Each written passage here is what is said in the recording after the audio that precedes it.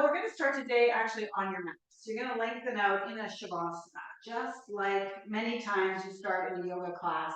So I want you to come all the way down onto your mat and really take up as much space as you can. Bring your heels as wide apart as is comfortable, and then bring your palms up to face the sky. And really, just soften down here into your mat. Start to extend your breath a little bit. Start to feel that long breath in, really filling your lungs, emptying your belly. And then as you exhale, pressing it all out, and maybe even giving yourself a bit of a sigh. And we're going to do that for a couple of breaths. Have a big inhale. And then the big exhale. Okay, everybody's here.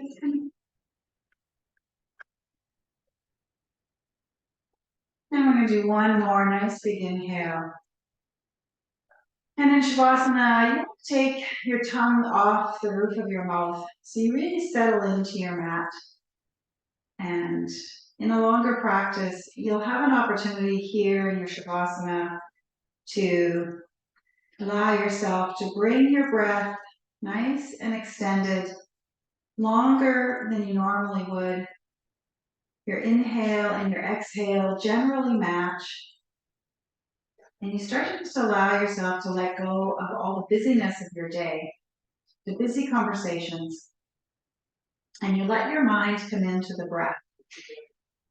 We'll work a little bit on breath in one of our sessions, so I'm not going to spend a lot of time here, but this is a place in Shavasana that most practices either start or finish. All right, in our practice today, we're going to bring our breath back to a comfortable pace.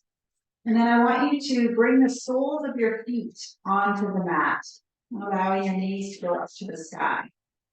And then walk the soles of your feet to the long side of the mat, so your knees fall in together. And maybe they touch, maybe they don't, it doesn't matter, either way. You want to be as comfortable as possible, so if you have to bring them back in a little bit, you just move around a little bit here. But you're allowing this opening here in your hips that you don't normally have in your day. And again, use your breath. Nice big inhale. And an exhale.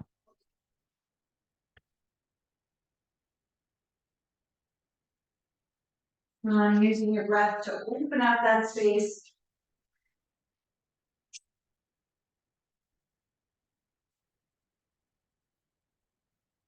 And then we're going to walk our feet back together, bringing them back in line with your hips. And this time we're going to do a little bit of windshield walker with them. So dropping both of your knees down to the right, staying with your shoulders on the mat. So you might want to open up your arms into a big T to keep your shoulders balanced, and then draw them back up. And we're going to drop down the other way, and then we're going to draw them all the way back in. One more time, dropping them down over to the right, and bringing them all the way back up. And then dropping them down over to the left. And then bringing them all the way back up. Now, we're going to allow that left leg to go nice and long. Bring your heel onto the mat. Send your toes up towards the sky. Take your right knee with your right hand and draw it towards your chest. So allowing that right knee to come in towards your chest, feeling this little bit of an opening. Take a nice big inhale here. And an exhale. And then I want you to take your hand on the top of your knee and start to do some circles, opening up your hip a little bit, ever so gently here. Just allowing a little bit of an opening, maybe going three times one way and 3 times the other way.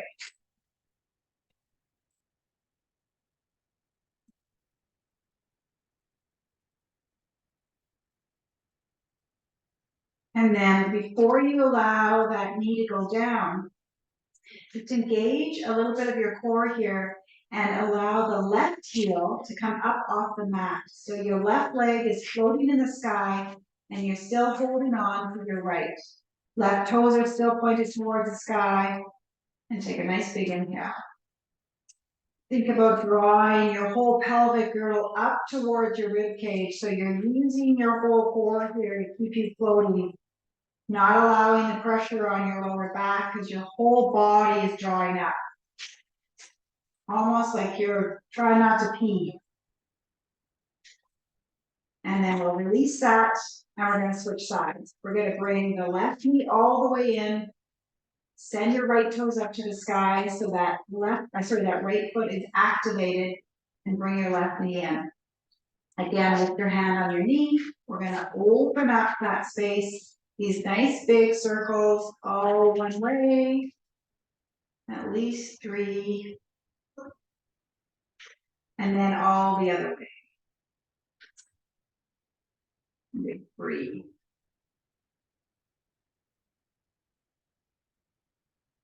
And then when you come back to center, same idea, drawing your right leg up so it's floating. Still your toes are pointed towards the ceiling. And you want to think about drawing your whole lower body up towards your upper body. So your lower back is not coming up off of the mat because you're really engaging here, your whole core to hold you up. Nice big inhale. And the exhale. And then just draw both of your knees up towards your chest and just give yourself one big squeeze here. Your whole spine is left on the mat. Your head's on the mat. You just want to feel that lengthening of your spine here. And then release and bring both soles of your feet back down onto the mat. While we're here, we're just going to do one quick figure 4. So we're going to bring our right ankle up onto our left knee. And then send your right knee back towards the front of the mat. So you have this isometric pressure there, sending that knee back and feeling that a little bit here, probably in your right hip. And your upper body is just relaxed on the mat. And use your breath, nice big inhale. And a nice exhale. And then before we move too much, we're going to allow that left leg to come towards your chest. So start to draw your left leg up off the mat. Start to draw that left knee towards your chest. And right away, you're going to feel that in your right side. And you don't want to go too far. You want to be able to feel it, but you don't want it to be painful. You want to make sure your lower back is still on the mat. Option here is to stay there, or you can take your right hand, send it through that figure 4, or that triangle you created, and take a hold of your left shin. But again, you want your whole spine and your head on the mat. So if you're lifting up your head or you're lifting your spine, then just release that. But you can really feel that in your hips. It's a really great opening here. Take your nice big inhale. And the exhale, we're going to release and switch sides. Letting down your right, bringing your left up. Again, first thing you want to do is send your left knee towards the front of the mat. So creating that isometric pressure. And right away, you're starting to feel that in your hip. Use your breath here. Take your inhale. And the exhale. And then if that feels good, start to rise your right knee towards your chest, drawing it in. Again, right away, you'll start to feel that on your left side. And then you can take your hand, if you'd like, through that figure 4 and find your shin on the right. And that one more nice big inhale. And the exhale, release. And bringing your feet back down. We're going to come up to a seated position. The best way I like it is to just bring my hands underneath my knees and I rock all the way up, coming into a seated position. Come over onto that tabletop we've talked about. We're not going to spend too much time in the tabletop position. We're going to move from here. But again, always thinking about rooting your fingertips into the mat and having those index fingers forward. This time we're going to come into a low lunge. So we're going to press through our hands and create space. Slide your shoulder blades away from your body. Draw your left knee up towards your chest as tight as you can. So you're engaging everything to get it there. And then you're going to bring your foot forward and plant it between your hands. Releasing your hands off of the mat, engaging as you come up, and bring your hands all the way up to the sky. Now you've got a little bit of balance going on here. Keep the top of your right foot pressed into the mat. Both of your hands are in the sky. Slide your shoulder blades down your back. And then we're going to challenge your balance just a little bit by dropping down your left hand and see if it can find your hamstring on the right. You start to lengthen out there on your right side, and you can look over that shoulder on the left. So you can really feel that nice long lengthening here. Lots of balance going on. Move out your right foot or your left foot if you need to, so you're not falling over, and take that nice big inhale. On the exhale, you might slide your fingertips down your hamstring a little bit more, or not. And then come all the way back up, hands to the sky, face forward, bring your hands back down, framing that left foot, and draw your left foot back. We're going to switch sides, press through your hands, really create that space, slide your shoulder blades away from each other on your back, engage as you draw your right leg nice and tight into your chest, and then bring it forward and plant it between your hands. It doesn't matter if you have to move your foot up later on, it's all good. Press the top of your left foot into the mat before you release your hands up, and then with your balance, now you're in your low lunge on this side. Same idea, get your positioning first, and then you're going to want to drop down this time your right hand and find your left hamstring. Start to look over that shoulder. You're getting a really nice twist here. Nice lengthening, good back position. Take a nice big inhale. And exhale. Just find your balance. All these little micro moves that you're making in order for you to stay balanced is really what you're looking for. All right, bring that right arm back up, look back forward, bring your hands all the way back down, framing your right foot, and bring it back into your tabletop. Great job. From here, we're going to come in to our downward facing dog. So we're going to tuck our toes, and we're going to press our hips up towards the sky, let our head come between our hands, and come into that downward facing dog. Now take a breath here. I always like people to check and see if their downward facing dog is nice and long. So you can slide forward in a plank pose. If that's not a great plank for you, you have to move your feet. Move your feet so your plank is good. Then press back up, and there's your great downward facing dog. You can keep your knees bent. Don't worry about getting your heels down. It's really the idea here in a downward facing dog is you're trying to get your tailbone up to the sky, not necessarily your heels down. That's why yesterday when we were up against the wall, your heels came into the wall, which was totally fine. All right, we're going to walk our feet forward, coming into a forward fold. Nice, keep your knees bent, keeping your chest on your knees so that your chest is on your quads. Again, you're really working here about getting your tailbone up to the sky so your hands can float on the mat. You can keep your legs bent as much as you need to. Just allow your head to hang heavy. This is a great pose for gravity. Allows that nice lengthening of your hamstrings and your hips, and everything's great. Take a nice big inhale here.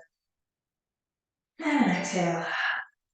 And then on the next inhale, we're going to bring our hands onto our shins, lengthening out your neck here, coming through in this half lift pose, and then exhale, forward fold, keep those knees bent. And next breath, coming all the way up, hands through to the sky, and back down to heart center. We're going to finish today in a forward fold, but in a wide leg forward fold. So I just want you to step out with your left leg. Both of your toes are going to, all of your toes, both feet and toes are going to be pointed to the long side of the mat. And then I want you to bring your hands to your hips, bend your knees, don't try to do it ever with straight knees, and then forward fold all the way down. Coming down, you're going to release your hands onto the mat below, and we're going to give you a really nice lengthening here. So bend your knees as much as you need to have your hands in the mat. If it's super uncomfortable, you can grab your block and you can put your hands on your block. So whatever works. And then we're going to leave that right hand in the mat. We're going to bend our right knee towards your right hand. We're going to lengthen your left leg out and send your left arm up to the sky. Follow there with your gaze. So that's the move. We're going to keep doing that on both sides. So now we're going to bring that left hand down. Bend into your left knee, lengthen out your right knee, long leg on the right, long arm on the right. So all that is up in the sky. One more time, it'll make sense. Bring the right hand down, bend in, lengthen out the left, everything goes long, gaze goes up. Nice twist here on your body. And you switch sides, going to the right. And all the way up, nice and long. And we have one more on the left. And lengthen up all the way. And then bring both hands all the way back down. Always coming out of a forward fold, you want to have bent knees. You don't want to injure your back. You can bring your hands back up to your hips if you like, and come all the way back up out of standing. Bring your feet together. We're going to finish today in your Tadasana like you do when you stand in line at the grocery store. Send your shoulder blades down your back, send the crown of your head up. Always be nice and long, always working on your back muscles. And that is our 15 minutes for today. It's actually 16, but we did good. Thank you all so much. Tomorrow, we're gonna need a chair. So I want you to have a kitchen chair, nice and sturdy. It's gonna be up against a wall. And I would love it if it didn't have arms. Tomorrow doesn't matter so much if it has arms, but when we do our chair yoga, it can't have arms. But suffice to say, no arms now and we'll be good. Good job, everyone.